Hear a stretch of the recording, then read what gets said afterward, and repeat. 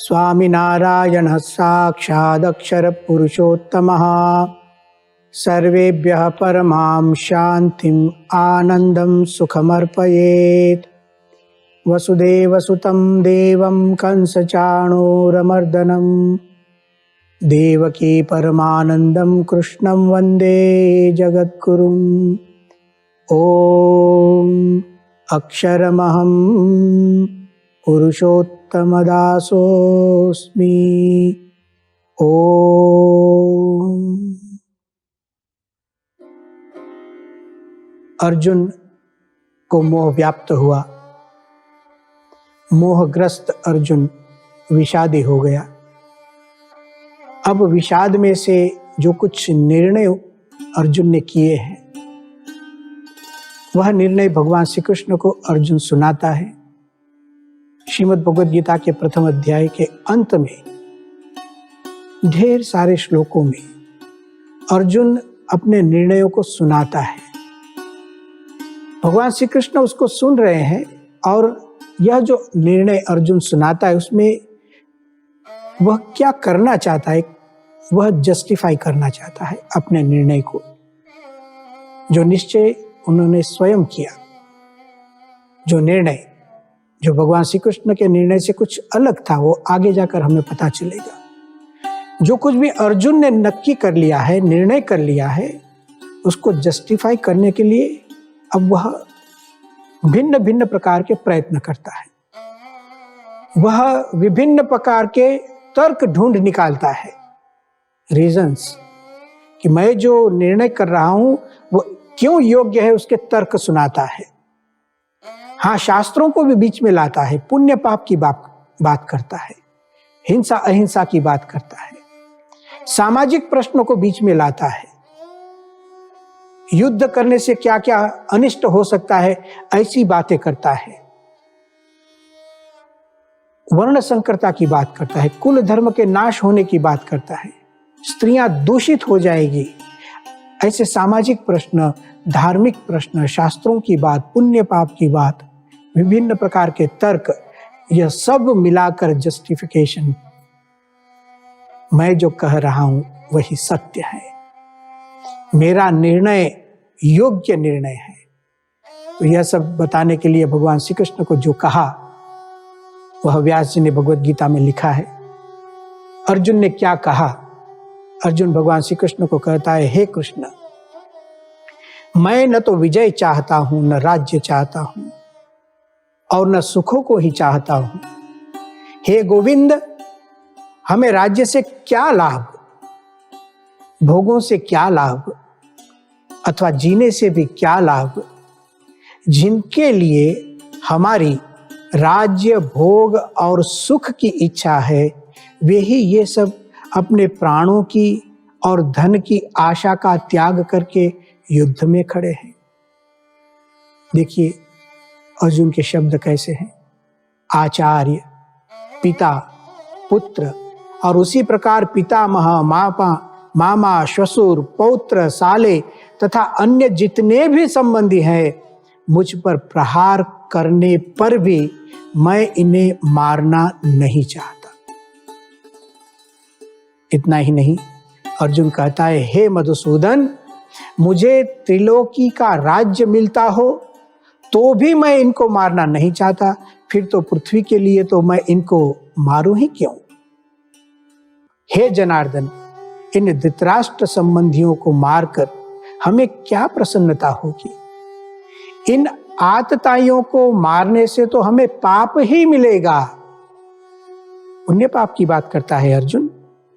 हे कृष्ण, इसलिए अपने बांधव इन धृतराष्ट्र संबंधियों को मारने के लिए हम योग्य नहीं है, क्योंकि हे माधव, अपने कुटुंबियों को मारकर हम कैसे सुखी होंगे। यद्यपि लोभ के कारण जिनका विवेक विचार लुप्त हो गया है, ऐसे ये दुर्योधन आदि कुल का नाश करने से होने वाले दोषों को और मित्रों के साथ द्वेष करने से होने वाले पाप को नहीं देखते, तो भी हे जनार्दन, कुल का नाश करने से होने वाले दोषों को ठीक ठीक जानने वाले हम लोग इस पाप से निवृत्त होने का विचार क्यों ना करें? देखिए, कोई भी बुद्धिशाली के आज के युग में यदि इन वाक्यों को पढ़ा जाए और यदि इन वाक्यों का परिप्रेक्ष्य देखा न जाए तो कदाचित किसी को लगे कि ये योग्य है। लेकिन एक सैनिक की रिस्पॉन्सिबिलिटी क्या होती है?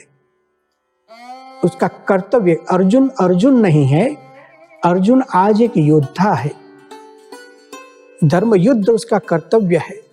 ऐसे समय में ऐसे वाक्य अर्जुन बोलता है। अर्जुन ने और कुछ भी कहा। अर्जुन कहते हैं, हे कृष्ण, अधर्म के अधिक बढ़ जाने से कुल की स्त्रियां दूषित हो जाती हैं, और हे वार्ष्णेय, स्त्रियों के दूषित होने पर वर्ण संकर प्रजा पैदा हो जाती है। वर्ण संकर कुल घातियों को और कुल को नरक में ले जाने वाला ही होता है। श्राद्ध और तर्पण न मिलने से इन कुल घातियों को पितर भी अपने स्थान से गिर जाते हैं। इन वर्ण संकर पैदा करने वाले दोषों से कुल घातियों के सदा से चलते आए कुल धर्म और जाति धर्म नष्ट हो जाते हैं। हे जनार्दन, जिसके कुल धर्म नष्ट हो जाते हैं उन मनुष्यों का बहुत काल तक नरकों में वास होता है। ऐसा हम सुनते आए हैं। देखिए, भगवान श्री कृष्ण को ज्ञान दे रहे हैं अर्जुन। यह बड़े आश्चर्य और खेद की बात है, हे कृष्ण, कि हम बड़ा भारी पाप करने का निश्चय कर बैठे हैं। पुण्य और पाप का निर्णय करने वाले कर्म फल प्रदाता भगवान श्री कृष्ण को अर्जुन कहते हैं, हम एक पाप कर्म करने जा रहे हैं। जो राज्य और सुख के लोभ से अपने स्वजनों को मारने के लिए उद्यत हो गए हैं।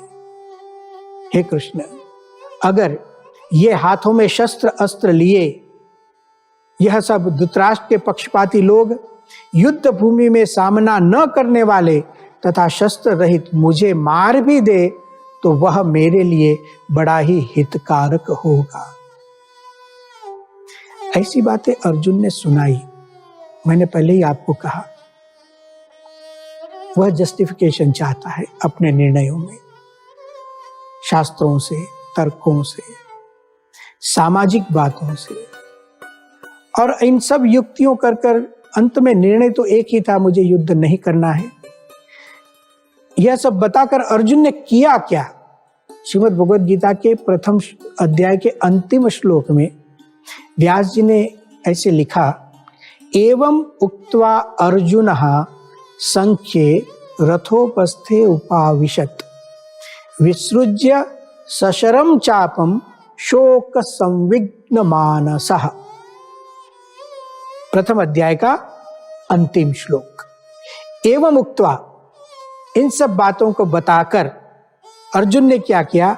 अर्जुनः संख्ये रथोपस्थे उपाविशत्, रथ के पीछे जाकर बैठ जाते हैं। और क्या किया उन्होंने? विसृज्य सशरम चापम, बाण सहित धनुष को छोड़ दिया, और शोक संविघ्न मानसः, विषाद से युक्त, शोक से युक्त मन वाला ही होकर रथोपस्थे, रथ के पीछे जाकर बैठ गए। यहां पहला अध्याय पूर्ण होता है। इस दृश्य की कल्पना कीजिए, बाण सहित धनुष को छोड़ देना, रथ के पीछे जाकर बैठ जाना। भगवत गीता में लिखा, संख्ये, यह रण मैदान में होता है, रणांगण में होता है, सेनयोः उभयोः मध्ये होता है। अब इस दृश्य को देखकर किसके मन में कैसे विचार आए होंगे? यह बात तो धृतराष्ट्र जी सुन रहे हैं संजय के मुख से। इस परिस्थिति का वर्णन सुनकर धृतराष्ट्र के मन में क्या विचार आए होंगे? खुश हो जाएंगे, हाँ ठीक चल रहा है, अब मेरा बेटा दुर्योधन जीत जाएगा। कौरव पक्ष के अन्य योद्धाओं के मन में क्या विचार होंगे? पांडव पक्ष में इस दृश्य को देखकर क्या हुआ होगा? भीम ने जब यह बात सुनी होगी तो भीम के मन में कैसे विचार आए होंगे? युधिष्ठिर ने सुना होगा तो उसके मन में क्या प्रतिक्रियाएं थी? यह सब एक चिंतन का विषय है। लेकिन अर्जुन के जीवन में जो हुआ वो यहां लिखा गया। अंतिम शब्द है शोक संविग्न मानसः। दुखी हो गया है, रथ के पीछे बैठ गया है। यहां पर पहला अध्याय पूर्ण होता है। बाद में क्या हुआ, भगवान श्री कृष्ण ने क्या कहा, कैसे बातें आगे चली, वो द्वितीय अध्याय से शुरू होती है। यहां पहला अध्याय पूर्ण होता है। प्रथम अध्याय का नाम है अर्जुन विषाद योग। हमारे शास्त्रों में जो अध्याय के नाम होते हैं और नामाविधान की जो प्रक्रिया होती है वह विभिन्न प्रकार से की जाती है। कभी कभी जो व्यक्ति जिस शास्त्र को लिखता है उससे ही उसके नाम बन जाते हैं। जैसे मनुस्मृति, मनु भगवान ने लिखी तो मनुस्मृति, पराशर स्मृति, दक्ष स्मृति, याज्ञवल्क्य स्मृति, व्यक्तियों के नाम से जिन्होंने ग्रंथ लिखे हो। कभी कभी पात्रों के नाम से, जिस पात्र का उल्लेख उसमें आता हो, जिसका चरित्र हो। जैसे मैत्रेयी ब्राह्मण करके बृहदारण्यक उपनिषद का एक प्रकरण है, उसको मैत्रेयी ब्राह्मण कहते हैं क्योंकि उसमें मैत्रेयी की बात आती है। मैत्रेयी उसमें एक पात्र है। पात्रों के आधार से शास्त्रों के नाम बनते हैं। कभी विषय वस्तु, उसमें प्रतिपादित जो विषय है उसके आधार पर नाम होते हैं। जैसे उपनिषदों में जाएंगे तो सद्विद्या, सन नामक तत्व है, सदैव संवेदम अग्रासित एकमेवाद्वितीयम, सृष्टि प्रक्रिया का निरूपण है। लेकिन सत शब्द से बात हुई, उसको सद्विद्या कहते हैं। भूमा विद्या, भूम शब्द से परमात्मा का निरूपण है वहां, तो भूमा विद्या। तो विषय वस्तुओं के आधार पर भी प्रकरणों के नाम बनते हैं। शाखाओं के आधार पर भी प्रकरणों के नाम बनते हैं। जैसे हम कठोपनिषद नाम सुना होगा आपने, तो कठ नाम की एक वैदिक शाखा है, उसके आधार पर उसका नाम हुआ कठोपनिषद। तैत्तरीय उपनिषद, तैत्तरी एक शाखा का नाम है, शाखा के आधार से एक प्रकरण का नाम हो गया। कभी कभी प्रथम वर्ण को लेकर जो प्रकरण, जो शास्त्र लिखा जाता है, उसी का प्रथम शब्द लेकर उस प्रकरण का नाम बन जाता है। जैसे ईशावास्य उपनिषद, ईशावास्य उपनिषद का नाम है। क्यों यह नाम हो गया? तो उस उपनिषद का पहला मंत्र, उसका आरंभ ही ईशावास्य शब्द से होता है। ईशावास्यमिदं सर्वम यत्किंच जगत्याम जगत। तो ईशावास्य प्रथम शब्द, उससे नामकरण।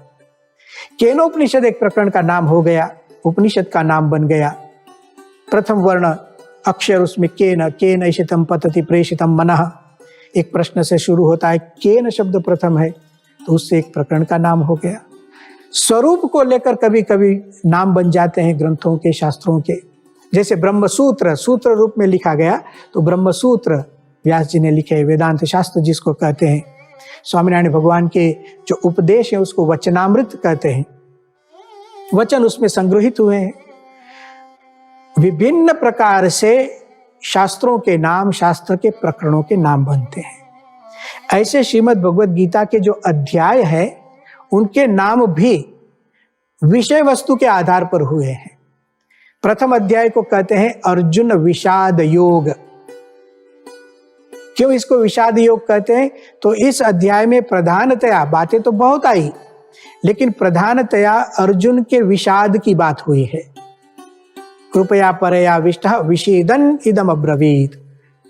जो कुछ भी बात करता है वो विषाद में से करता है। और श्रीमद् भगवद गीता के प्रथम अध्याय के अंतिम श्लोक में भी शोक संविघ्न मानसः, ऐसे अर्जुन के लिए कहा गया।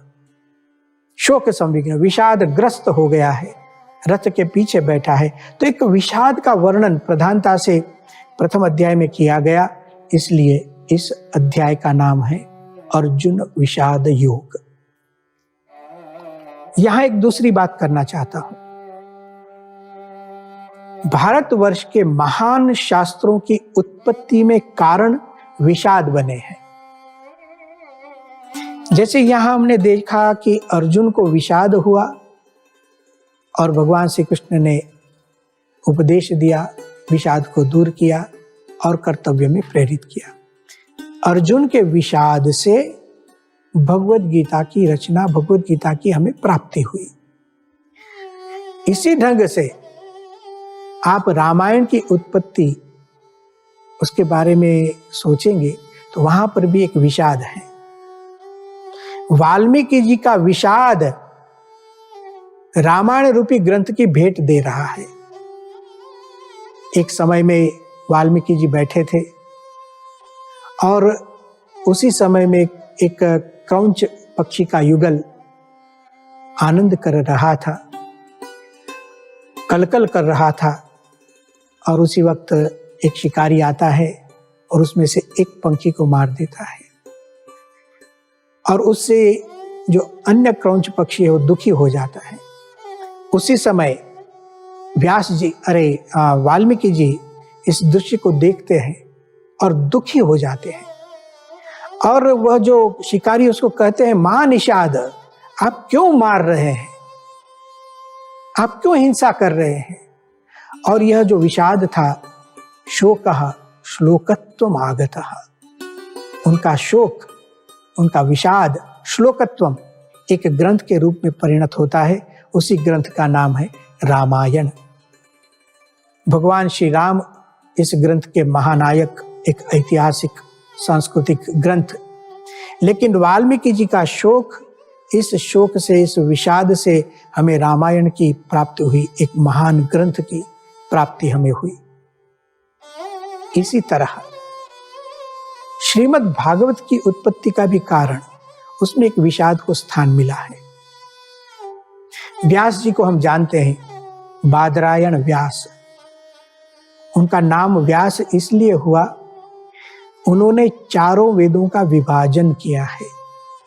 व्यास यानी विभाजित करना।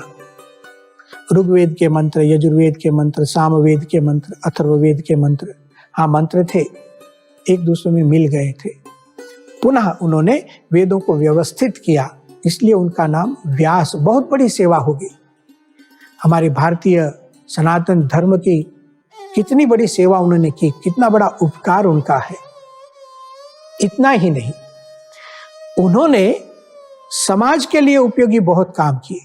जैसे उन्होंने महाभारत लिखा, ऐसी एक सरल भाषा में लिखा, ऐतिहासिक तथ्यों के आधार पर लिखा, और वेदों में जो गूढ़ रहस्य थे, इन रहस्यों को सामान्य व्यक्ति भी समझ सके, सब लोग समझ सके, सबको अधिकार मिले, ऐसा ग्रंथ उन्होंने महाभारत 1,00,000 श्लोकों का लिखा।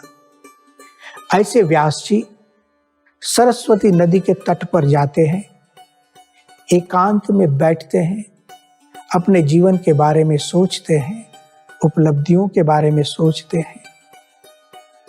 लेकिन उपलब्धियों को सोचने के बाद भी, सिद्धियों को सोचने के बाद भी विषाद होता है।